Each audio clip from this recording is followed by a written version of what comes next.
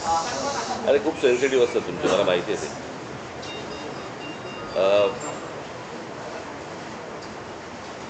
गेले काही दिवस जे विद्यार्थ्यांचं आंदोलन जे देशात सुरू आहे,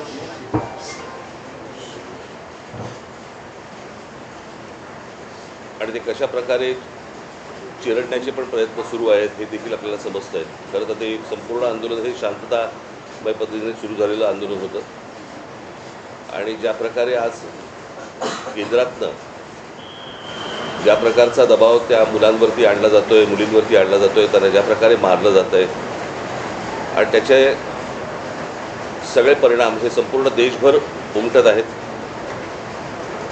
तसेच ते महाराष्ट्रात देखील उमटत आहेत, तसेच ते मुंबईमध्ये देखील उमटत आहेत. तुम्ही सगळेजण बघताच आहात. खरं तर ही साधी गोष्ट होती. या सगळ्या प्रकरणामध्ये आजपर्यंत भारतीय जनता पक्ष ज्यावेळेला विरोधामध्ये होता, विरोधी पक्षामध्ये ज्यावेळेला होता, त्यावेळेला त्यांनी अनेक मंत्र्यांचे राजीनामे मागितले होते. मला आजही आठवते की त्या रजा अकादमीच्या विरोधात ज्यावेळेला मी मोर्चा काढला होता, त्यावेळेला आम्ही मुंबई पोलीस कमिशनरांचा आम्ही राजीनामा मागितला होता, त्यावेळेला अरूप पटनाईकांचा, आणि त्याच्यानंतर त्यांना पदावरनं बाजूला करण्यात आलं होतं काँग्रेसच्या काळात. मुंबईमध्ये ज्या वेळेला ते कसाब वगैरे सगळे आलं, 26/11चं प्रकरण झालं, त्यावेळेला आर पाटील असं म्हणाले होते की बडे बडे शहरों में छोटी छोटी बातें होती रहती है. या एका वाक्यावरनं त्यांना गृहमंत्री पदावरनं काढून टाकण्यात आलं होतं. आणि साधारणपणे पदाची ज्यावेळेला तुम्ही जबाबदारी घेता, त्यावेळेला पदामधनं आलेल्या अपयशाची देखील जबाबदारी ही तुम्हीच घेतली पाहिजे. हीच खरी तर मागणी आहे. आणि हीच मागणी होती या मुलांची की हे काय पहिल्यांदा नीटचे पेपर फुटले नव्हते. ही मला असं वाटतं तिसरी वेळ आहे.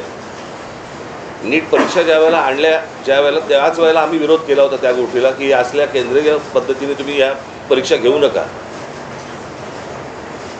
पण ते सत्ताच एवढी होती की त्यावेळेला कोणाला ऐकायची त्यांची तयारी नव्हती. आजही नाही आहे.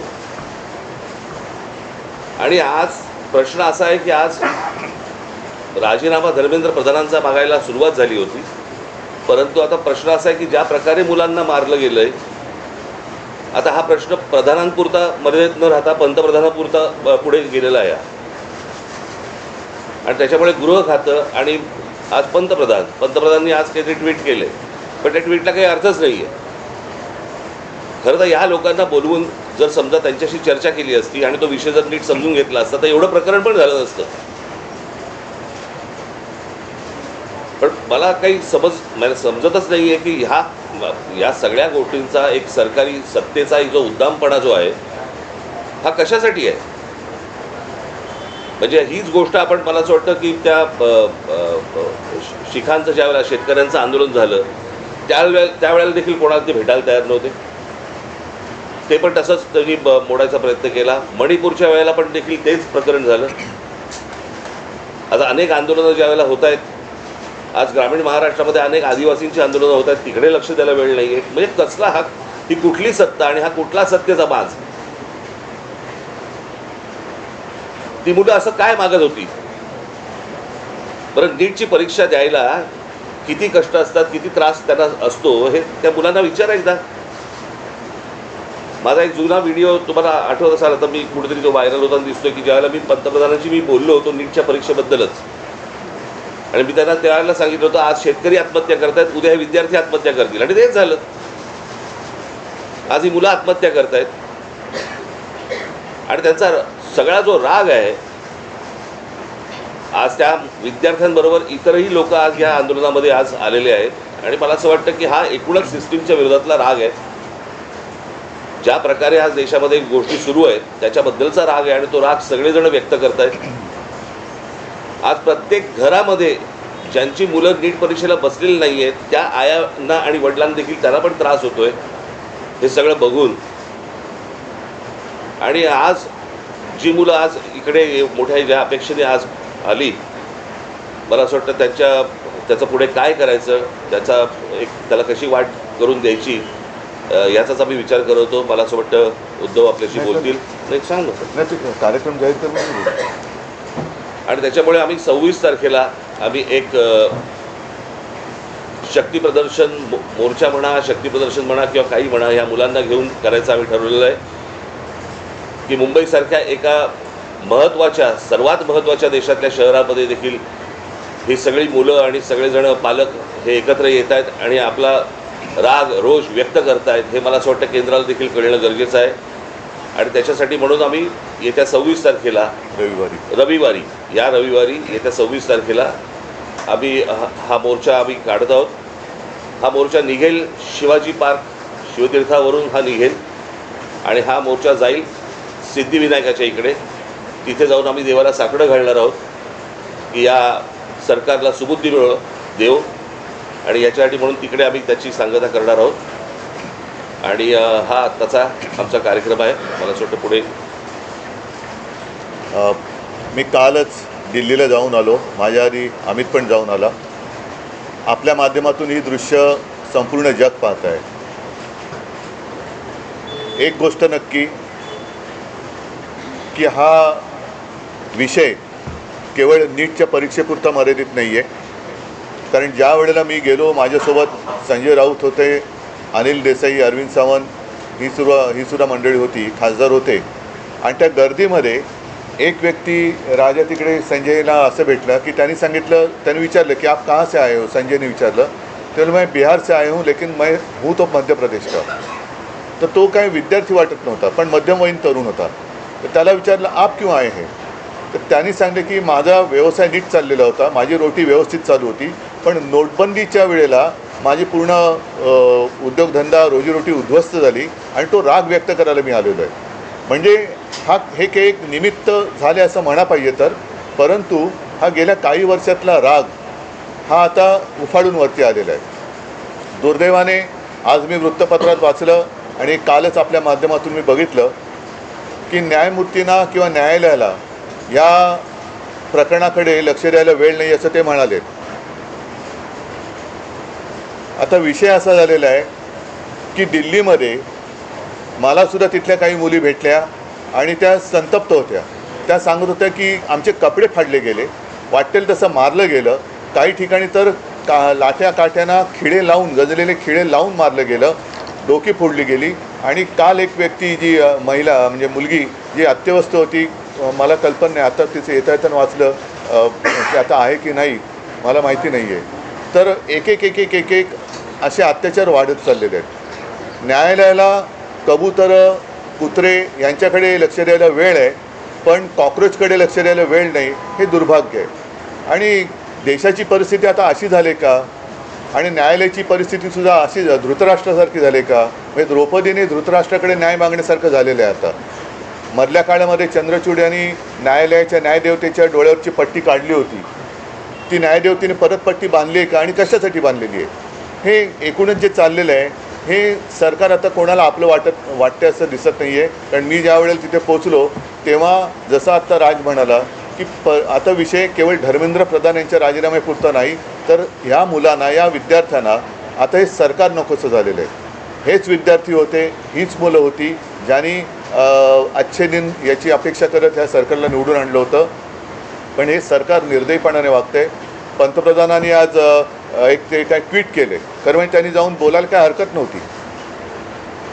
म्हणजे याच्यामध्ये कमीपणा बाळगण्याचं काही कारण नाही आहे. आपली मुलं आहे, आपली जनता आहे, यांच्याबरोबर चर्चा करायला कमीपणा वाटण्याची गरज नाही आहे. पहिल्या दिवशी जर का सरकारने यांच्याबरोबर चर्चेचे दरवाजे उघडले असते किंवा पहिल्या दिवशी जर का यांना बोलवलं असतं तर ही इथपर्यंत वेळ वाढली नसती, एवढी हे आंदोलन ताणलं गेलं नसतं. लोकांना आज व्यक्त व्हायचं आहे. इतके वर्ष साठलेला राग, असंतोष हा उफाळून वर आलेला आहे आणि त्याला एक वाट करून देण्याचा आम्ही प्रयत्न करतो आहे. ही वाट करून देत असताना सर्वांना सांगतो की कोणीही, कारण बरेच जणं या असंतोषाच्या ठिणगीला वेगळं वळण लावण्याचा प्रयत्न करत आहेत. मग पोलिसांवरती हल्ले करण्याचा प्रयत्न करत आहेत. काही गुंड म्हणजे सिव्हिल ड्रेसमधले लोक, यांच्यात पोलिसांच्या लाठ्या यांच्या हातात कशा आलेल्या आहेत. मग त्यांच्या तिकडे नावाची पट्टी पण नाही आहे, काही कपडे त्यांचे पोलिसांचे नाही आहेत. म्हणजे हे गुंड, आता माझं मग असं म्हणणं आहे की हे आंदोलन मोडायला पाकिस्तानमधून गुंड भाजपने आणलेत का. कारण यांची काय ओळख पाळख काही नाही आहे. त्यांना ओळख विचारलं तर सरळ ते काय त्यांच्या निर्विकार चेहऱ्याने ते आपले बघतात लोकांकडे. काही त्यांना पडलेलं नाही आहे. ना मुलांच्या व्यथेची त्यांना जाणीव आहे ना त्यांच्या वेदनेची त्यांना जाणीव आहे. बेसुमार लाठीमार करतायत आणि अशी ही सगळी गुंडागर्दी ही सरकार चालवत असताना कोणी गप्प बसू नये. आपण व्यक्त व्हायला पाहिजे आणि त्या व्यक्त होण्यासाठी ती वाट करून देण्यासाठी येत्या रविवारी आम्ही मी मोर्चा म्हणण्यापेक्षा एक देशाची ताकद काय असते ही ताकद दाखवून देण्यासाठी ह्या मोर्चाचं आयोजन केलेलं आहे. जसं राजने सांगितलं की शिवाजी पार्क ते सिद्धिविनायकला राज आपण जाऊन 2 गोष्टी करू. एक तर या सरकारला सुबूत दिले, नाहीतर सिद्धिविनायकाला साकडवलं की या देशावरती आलेलं हे अरिष्ट सरकारच्या रूपाने हे लवकरात लवकर दूर कर. सरन्यायाधीश म्हणाले की सीसीटीव्ही फुटेज मग अशा तोच विषय राहिला की सरन्यायाधीश जे बोललेत की CCTV फुटेज पाहण्यासाठी आमच्याकडे वेळ नाही आहे. मुळात ह्यांच्यामुळेच हे झुरळ सुरू झालं ना. जन्मदाते ते जन्मदाते तेच आहेत ना. आणि त्यांनी जन्म दिल्यानंतर त्या पोराकडे बघायला नको. मी महाराष्ट्रामधले पोलीस ह्या सर्व आंदोलनकर्त्यांना चांगलं सहकार्य करत आहेत. काही त्रास देत नाही आहेत. काही गोष्टी झाल्यात. माझ्याकडे आता एक व्हिडिओ आला आहे. मला असं वाटतं की मी तो आता मुंबई पोलीस कमिशनरने देखील पाठवलेला आहे. एका टॅक्सीतनं मुलं चालली होती आणि ती मुलं चालली असताना टॅक्सीतनं नाही, पोलिसांच्या गाडीतून आणि तो पोलीस त्यांना सांगतोय त्या मुलांना की परत या एरियात जर दिसलात तर खिशामध्ये तुमच्या काय 5 ग्रॅमची पावडर टाकीन, 50 ग्रॅमची पावडर टाकीन बरं का. म्हणजे पोलिसांकडे आता पावडर पण मिळायला लागली. पोलीस एजंट आहेत का पावडरवाले? मग हा पोलीस कोण ड्रग सप्लायर आहे का? हे कुठचे काय चाललंय मला कळतच नाही. मला खरं तर ही इतकी साधी गोष्ट होती. साधी म्हणजे म्हणण्यापेक्षा ही की बाबा पेपर फुटलेत काय कोण ज्याची जबाबदारी आहे त्यांनी राजीनामा द्यावा आणि जे त्याच्यामध्ये असतील सामील झालेले असतील त्यांना अरेस्ट करावी. ज्या काही गोष्टी करायच्या त्या सगळ्या गोष्टी कराव्यात. परत हे होणार नाही याची शाश्वती द्यावी आणि त्यांच्याशी चर्चा करावी. हे सगळं प्रकरण इथपर्यंत आलंच नसतं. बोला. यात एक प्रश्न असा आहे की नाही एकच दिनेश एकच नाही एक मिनिट आज जे मोदीने ट्विट केले का काय केले मला कल्पना नाही की दोषींना सोडणार नाही. तर ज्यांनी या मुलामुलींवरती निर्दयीपणाने लाठीमार केलेला आहे, ज्यांनी मुलींचे कपडे फाडलेत, जे पोलिसांच्या वेशात न येता जे गुंड तिकडे घुसलेत, या गुंडांना पकडून त्यांनासुद्धा कठोर शिक्षा करण्याची जबाबदारी मोदी घेत आहेत का? हे गुंड कोणी घुसवले होते? हे गुंड कोणी आणले होते? आणि राजरोज फिरतात त्यांचे पण व्हिडिओ आहेत. अगदी ती काठ्या बिठ्या आणि पोलिसांच्या लाठ्या त्यांच्या हातात कुठून आल्या? पण उद्धवजी, मुख्यमंत्री देवेंद्र फडणवीस आणि JP नड्डा जे भाजपचे केंद्रातले नेते आहेत ते असं म्हणतात की विरोधी पक्ष हा विद्यार्थ्यांच्या खांद्यावर बंदूक ठेवून या विषयाचं राजकारण करतात. भारतीय जनता पक्ष आजपर्यंत काय करत आलं? त्यांचा असाही दावा आहे की काँग्रेसच्या राजवटीतही अनेकदा पेपर फुटलेले आहेत. तेव्हाही आंदोलन झाली की. म्हणून तर बदललं ना सरकार. त्यावेळेलाही आंदोलन झाली, त्याच्यानंतर सरकार बदललं, ह्यांचं आलं. हे ते तसे आहेत म्हणून ह्यांना आणलं. हेही तसेच. म्हणजे ते सांगतात की सरकार बदला आणि विद्यार्थ्यांच्या खांद्यावरती बंदुका विरोधी पक्ष ठेवत असतील तर विद्यार्थ्यांच्या छातीवरती बंदुका तुम्ही का रोखतात? नाही. आणि दुसरी गोष्ट त्या अण्णाच्या टोप्या घालून कोण फिरत होते? यांचीच माणसं होती ना. अण्णांकडे एवढी माणसं नव्हती. आणि ह्याच्यामध्ये परत ह्यांनी काही चुका केल्या की त्याचं राजकारण नाही करायचं.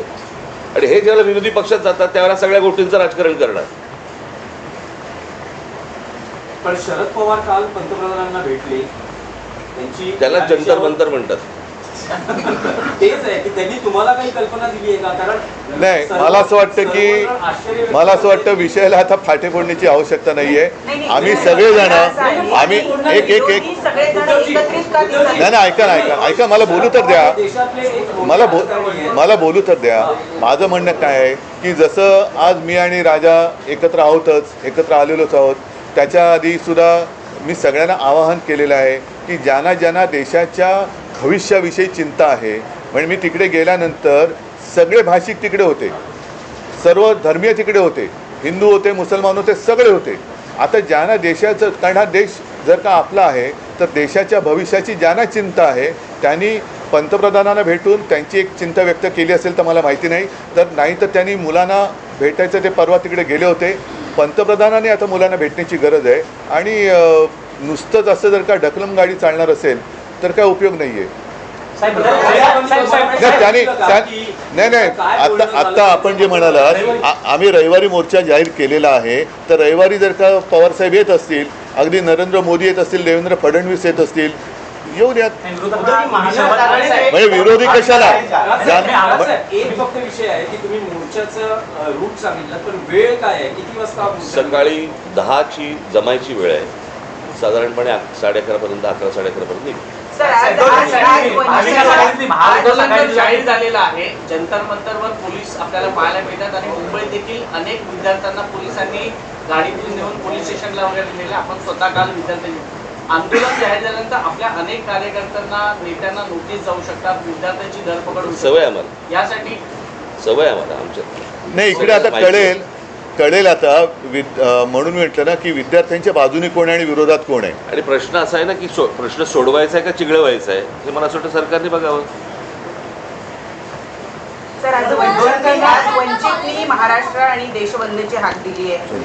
26 तारखेला तुम्ही आता मोर्चा काढणार आहात. प्रत्येक राजकीय पक्ष वेगवेगळ्या गोष्टी करण्यापेक्षा पहिली गोष्ट म्हणजे आता हे ते जाहीर करणारे आम्हाला माहीत नव्हतं, ज्यांनी स्वतंत्रपणे जाहीर केलं ही गोष्ट, बरोबर आहे.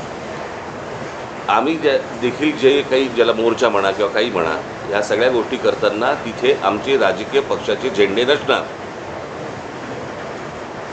कळलं का? तिथे जर कुठचे झेंडे असतील तर ते फक्त तिरंगे असतील, देशाचा झेंडा असेल, बाकी कुठचेही राजकीय पक्षाचे झेंडे त्या सगळ्या अख्यामध्ये कुठेही नसणार. आणि आत्ता उद्धव सांगतात त्याप्रमाणे काँग्रेसशी देखील बोलणं चालू आहे, ते देखील सहभागी. काल माझं बोलणं झालं, राहुलजींशी पण झालं, मग सपकाळांचा फोन आला होता आणि त्यांनी पण सांगितलं की आपण एकत्रितपणाने या गोष्टी करू. आता हे आम्ही परवाच्या मोर्चाची घोषणा तर केलेली आहे, आता त्यांनासुद्धा आम्ही सांगतो सगळ्यांनीच, अगदी पवारसाहेबांना असेल आणि भारतीय जनता पक्षातल्यांनासुद्धा, जे विद्यार्थ्यांचे खरे पालक आहेत, ज्यांना विद्यार्थ्यांबद्दल, तरुणांबद्दल चिंता आहे, आणि असे अनेक भाजपची लोक आहेत की त्यांना आता असं वाटते की आपण भाजपचे समर्थक राहून गुन्हा केला, ते सगळेजण या मोर्चात सहभागी होऊ शकतात. आणि मला असं वाटतं एकच मिनटं, आणि मला असं वाटतं विद्यार्थ्यांबरोबर आवाहन करीन की पालकांनी देखील याच्यामध्ये सामील व्हावं. फोन केलं, फोनवर बोलू.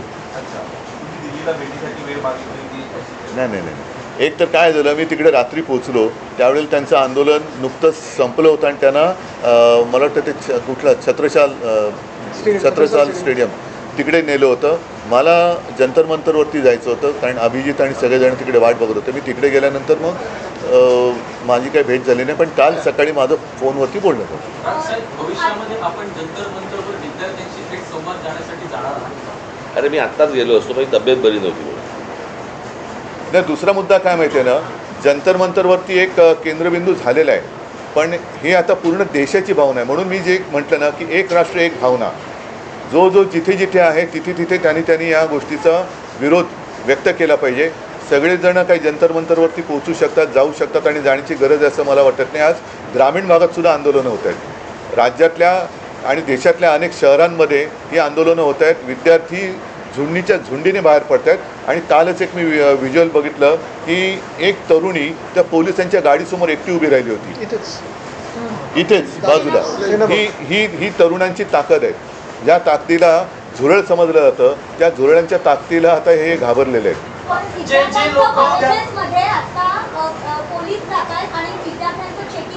कुठे?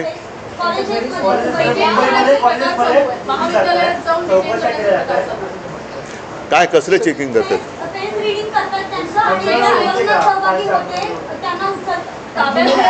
त्यांना काही तासासाठी डिटेन करतात आणि सोडतायत, कोणी घाबरत नाही. पण त्यांना काल पण आम्ही पाहिलं, काल मी आणि अमितच गेलेलो होते पोलीस. आता देश भीतीच्या पलीकडे गेलेला आहे. आणि कालसुद्धा मी तिथे ज्यांना भेटलो ना, एक तो तुमच्याच माध्यमातून बघितलं, तो एक मुलगा उभा आहे ना, मारो मारो मारो, तो नागपूरचा मुलगा आहे. तो भेटला मला, तो बोले काय करतील मारून मारून, काय करतील, आणि असं जगून तरी काय फायदा. म्हणजे हे लोक आता त्या भीतीच्या पलीकडे गेलेत. त्याच्यामुळे चेकिंग तुम्ही त्यांची मनं नाही ओळखली शरीर किंवा कपडे चेक करून काय करणार, त्यांच्या मनात काय चालले ते ओळखा ना. सोनम वांगचुक यांनी काल त्यांची भूमिका जाहीर केली. विद्यार्थ्यांचं म्हणणं काय होतं यावर चर्चा झाली का? आलं नाही तुमच्यापर्यंत? त्यांनी व्हिडिओ काढले होते ना. ऑडिओ व्यवस्थित नाही आहे. सोनम वांगचुक यांचं असं म्हणणं आहे की विद्यार्थ्यांवर ज्या केसेस आहेत हो. त्या मागे घेतल्या तर आपण आंदोलन किंवा उपोषण संपवतो.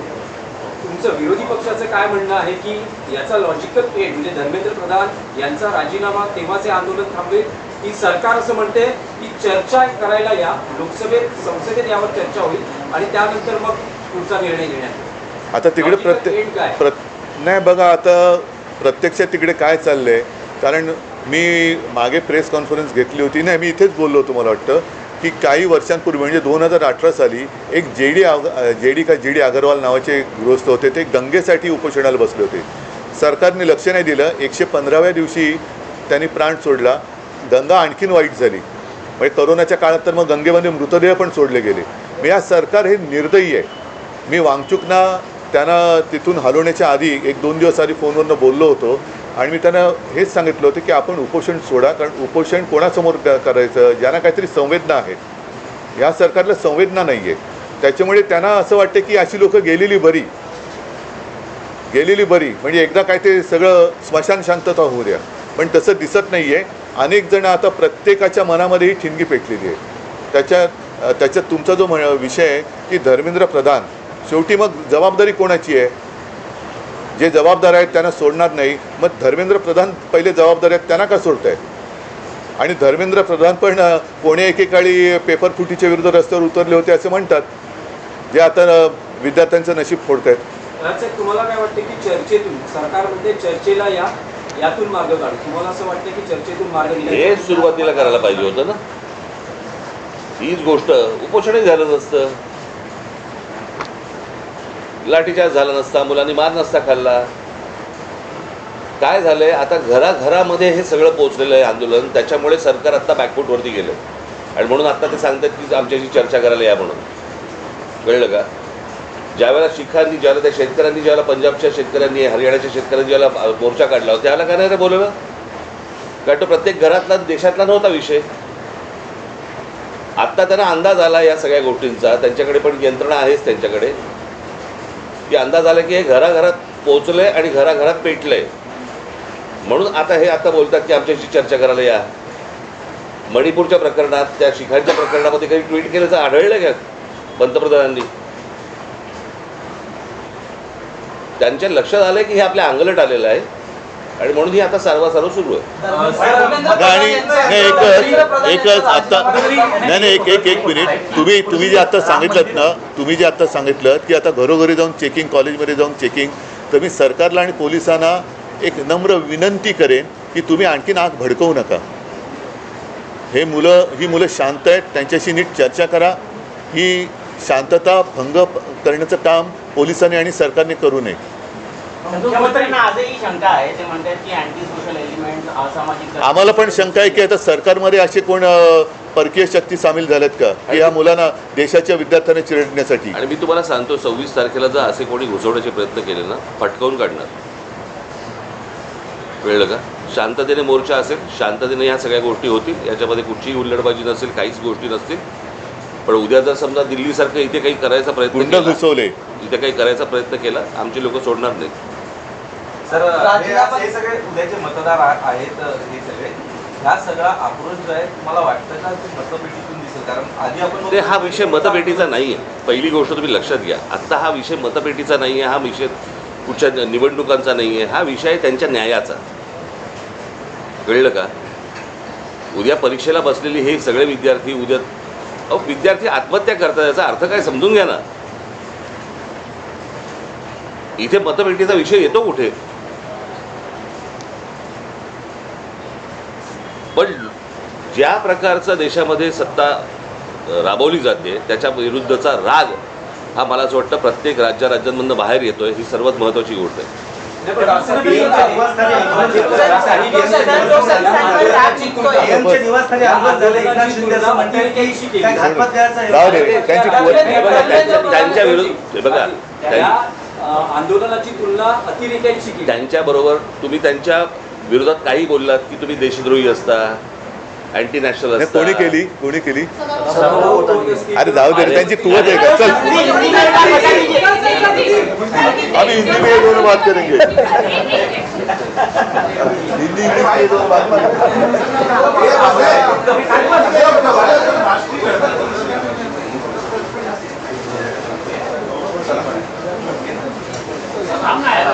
क्या है